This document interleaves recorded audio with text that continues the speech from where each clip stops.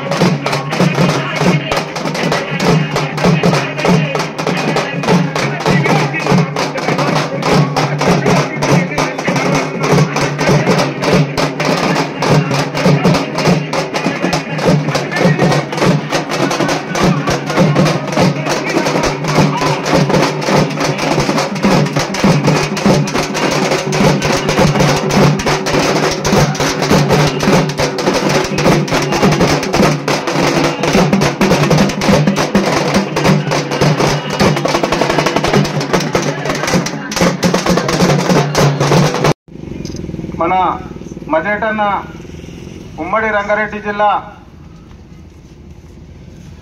జాతీయ నాయకుడు మల్లేటన్న గారికి, మన వికారాబాద్ జిల్లా ఎంఎస్పీ జిల్లా అధ్యక్షుడు ఆనంద్ కుమార్ అన్న గారికి, ఆనంద్ గారికి, మన రిజర్వేషన్ అయితేనే ఈ మాదిగలకు ఎన్నో ఇబ్బందులు పడుతున్నారు. వారికి ఈ రిజర్వేషన్ విభజిస్తేనే ఏ ఒక్క కులమే అనుభవిస్తున్నది. కాబట్టి ఈ 15% 59 కులాలకు మాదిగ ఉపకులాలకు సమాజానికి చాలా దూరం ఉండరు. మాకెందుకు లేదు చదువు, మాకెందుకు విద్య, మాకెందుకు రాజకీయం అనుట్లా 59 కులాలకు చాలా వెనుకబడి సమాజానికి దూరం ఉన్నారని మందకృష్ణ మాది గారు 30 సంవత్సరాల నుంచి 15% రిజర్వేషన్ చేస్తే అందరికి కూడా మేలు జరుగుతుంది, సమాజంలో అందరికీ ఉపయోగపడతారని మందకృష్ణ అంబేద్కర్ ఇచ్చిన రాజ్యాంగ ఫలాలు వీళ్ళకి అందుతలేవు. వీళ్ళు సామాన్య ప్రజలు ఇంకా అడవిల పొంటో ఇంకా ఏమి సమాజంలో ఏమి ఉన్నారు, వీళ్ళకి విభజిస్తేనే మాకు వీళ్ళందరూ కూడా సమాజంలో వాళ్ళు కూడా అవసరం ఉంటుంది, వాళ్ళు కూడా రాజకీయ నాయకులతో వాళ్ళు విద్యావంతులు అవుతారని మందకృష్ణ 30 సంవత్సరాల నుంచి పోరాడుతున్నాడు. పోరాడితే మన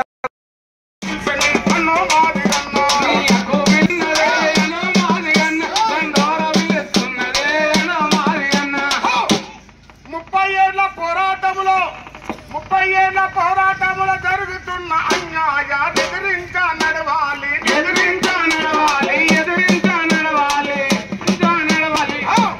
పల్లె పల్లె మాదిగన్న డబ్బు సంకలేసుకొని ఏది సీది కోరులో అడుగు ముందు వేయాలని ఈ డబ్బు విలుస్తున్నదో